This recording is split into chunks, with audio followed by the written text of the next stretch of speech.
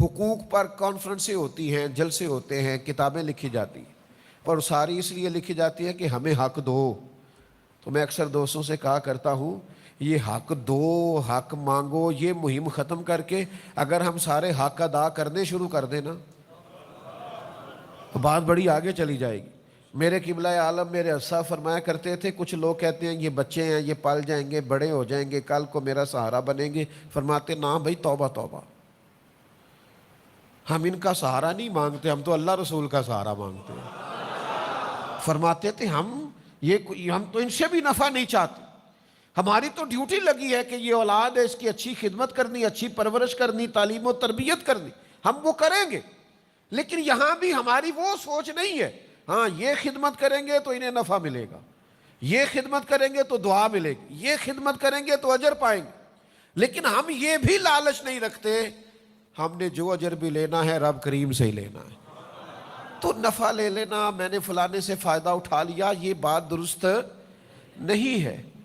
دوسری بات یہ ہے کہ اپنے پیاروں کو تکلیفوں میں نہیں ڈالا جاتا۔ جن سے محبت ہوتی ہے انہیں بندہ آزمائشوں میں ڈالتا ہے،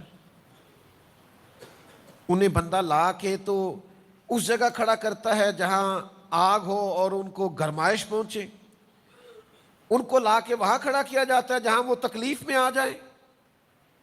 میرے عزیز، اگر آپ کا واقعی کسی سے مخلصانہ تعلق ہے تو پھر کبھی اس سے کوئی ایسا مطالبہ نہ کریں کہ وہ بیچارہ آزمائش میں آ جائے۔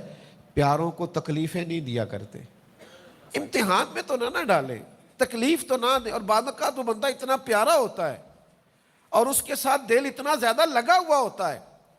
میں آپ کو آج اپنا درد بیان کر رہا ہوں کہ پورا اس کا وجود دیکھ کے سوچ میں پڑ جاتے ہیں کہ یار تجھے انکار بھی نہیں کر سکتے، پر تو نے کہاں لا کے کھڑا کر دیا؟ تو نے مطلب یہ تجھ سے امید بے تحاشا تھی، تو نے یہ کیا کیا؟ تجھے یوں نہیں کرنا چاہیے۔ تو کبھی بھی اپنوں کو یار دیکھو نا، بلا مثال و بلا تشبیہ، صرف سمجھانے کے لیے عرض کرتا ہوں۔ سیرت بعض اوقات بات کریں تو بات سمجھ میں آتی ہے۔ مسجد کی صفائی کرنے والی ایک خاتون کا وصال ہو گیا، حضور علیہ السلام اس پر بڑی شفقت فرمایا کرتے تھے، وہ بوڑھی وصال کر گئی۔ صحابہ فرماتے ہیں ہم نے رات کو اسے دفن کر دیا، صبح آ کے اللہ کے محبوب نے اظہار فرمایا تم نے بتایا کیوں نہیں؟ تو ہم نے عرض کی حضور ہم نے آپ کو تکلیف دینا مناسب نہیں سمجھا۔ کیا کرنا تھا بھلا حضور نے؟ جنازہ پڑھانا تھا، 4 تکبیریں پڑھنا تھی، لیکن یا رسول اللہ صلی اللہ علیہ وسلم ہم نے آپ کو تکلیف دینا پسند نہیں کیا۔ یہ ہے عنوان محبت کہ آپ کا کسی سے پیار ہے، پھر آپ نے اس کو سولی پہ لٹکا دیا۔ آپ کی اس سے محبت ہے اور آپ نے اس کو اتنی سخت جگہ پہ لا کے کھڑا کر دیا ہے جہاں وہ بیچارہ کچھ کہہ ہی نہ سکے۔ یہ انداز ہمارے ہاں، یہ دیہاتی ماحول میں بعض اوقات اس طرح بھی ہوتا ہے، وہ جی میری بہن رشتہ لینے آ گئی ہے، اب وہ بہنوئی آ گیا ہے، ٹھیک ہے بچہ تھوڑا نکما بھی ہے تو کیوں قربانی دیں گے آپ بیٹی کی؟ اور پھر اس بہن کو اللہ سمجھائے کہ بھائی آپ سے پیار کرتا ہے، محبت کرتا ہے، اور آپ نے اسے اس آزمائش میں ڈال دیا ہے کہ وہ آپ کے نکمے بیٹے کو اپنی لائق بیٹی کا رشتہ دے دے۔ آپ اس قدر امتحان میں کیوں ڈالتے ہیں کسی؟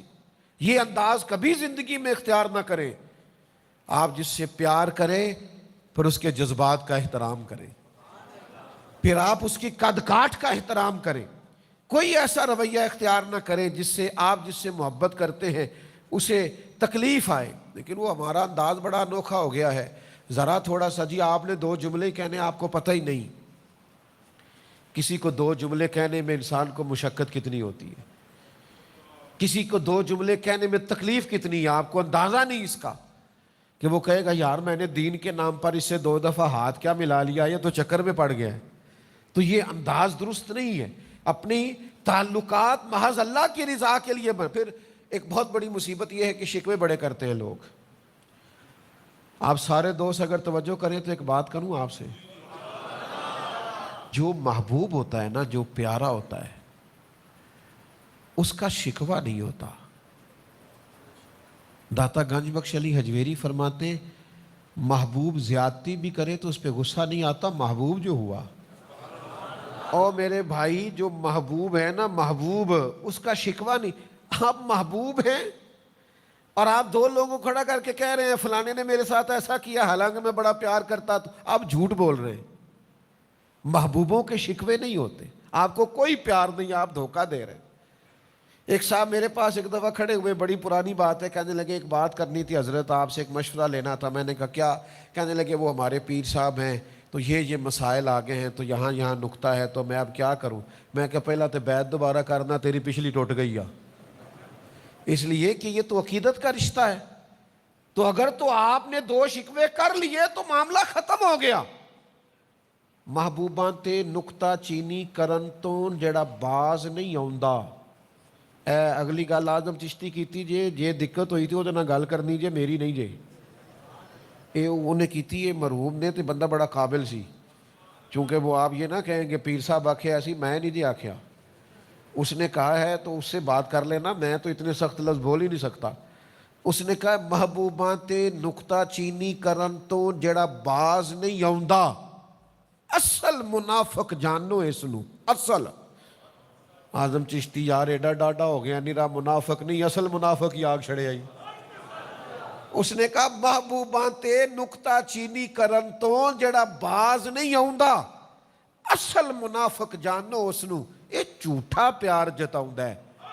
سانو تے دسے ہے عشق دے مفتی جڑا مڑ مڑ کے فرماؤندا ہے آزم جتھے دل لگ جاوے اوتھے عیب نظر نہیں آوندا۔ سانو تے دسے ہے عشق دے مفتی، قربان جاؤں اعظم چشتی کے انداز تکلم پر، سانو دسے ہے عشق دے مفتی۔ اور مفتی ایک دفعہ فتویٰ دیتے، اعظم چشتی کہندے نہیں مڑ مڑ کے فرماؤندا ہے۔ سانو دسے ہے عشق دے مفتی جیڑا مڑ مڑ کے فرماؤندا ہے آزم جتھے دل لگ جاوے اوتھے عیب نظر، یار دا کدے بھی گلا نہ کریے، پاواں سہک دے ہی مر جائیے، سجنا یہاں تے لائیے ہی نہ، جے لائیے تے پھر توڑ۔ یہ پچھلا جملہ یاد کیا آپ نے؟ یار دا کدے بھی گلا نہ کریے، پاواں سہک دے ہی، یار دا کدے بھی گلا نہ کریے، پاواں سہک دے ہی مر جائیے، سجنا یہاں تے لائیے ہی نہ، جے لائیے پھر توڑ۔ تو شکوہ کرنا، گلا۔ اچھا شادی دیکھ لیں آپ، 300 رشتہ دار شادی میں آیا ہوگا، تو محبت ہے تو آیا ہے نا، کوئی بھانجے کی شادی پہ آیا ہے، کوئی بھتیجے کی، کوئی کسی کی، کوئی کسی کی، ان میں 3-4 ہوں گے شکموں والے، وہ اپنا گروپ علیحدہ لے کے بیٹھے ہوں گے، وہ ایک منصوبہ بنا رہے ہوں گے کہ شادی خراب کیسے کرنی ہے۔ تو یہ شکوے جتنے بھی ہیں نا، یہ نفرتیں پیدا کرتے ہیں، اس لیے اسلام نے کہا غیبت کرنے والا جنت میں نہیں جائے۔ تو گلے شکوے شکایتیں یہ تعلقات کو خراب کرتی ہیں۔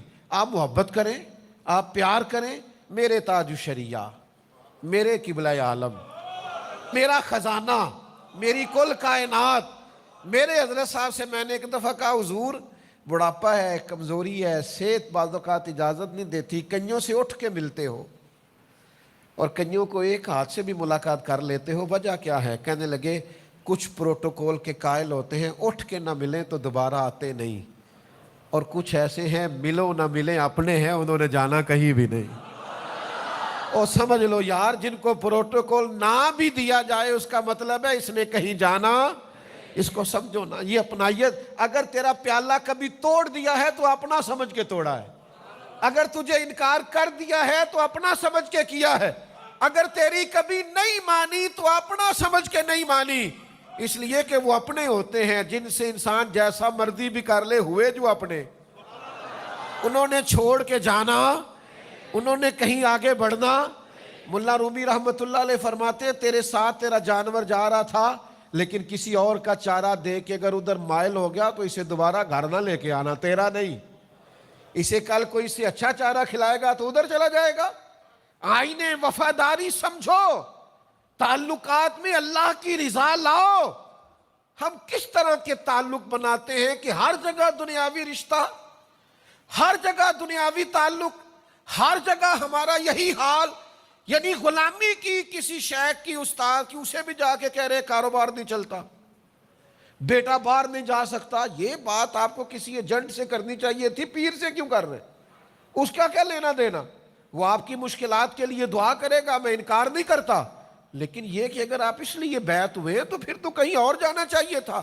سنو نا، سب کا دل کرتا ہے نا اللہ بھی پیار کرے، اور سب کا دل کرتا ہے نا بندے بھی اس سے پیار کریں. کوئی ناراض نہ ہو، کوئی تلخی نہ کرے، کوئی مجھ سے بگڑے نہ. سب کا دل کرتا ہے نا کہ اللہ کی بارگاہ میں بھی سرخروئی ہو اور ذرا مخلوق کے درمیان بھی بہتری ہو. یہ ممکن نہیں ہوتا، یہ مشکل کام ہے کہ دنیا بھی بندہ رکھ لے اور اللہ رسول کی بارگاہ بھی. مشکل کام ہے.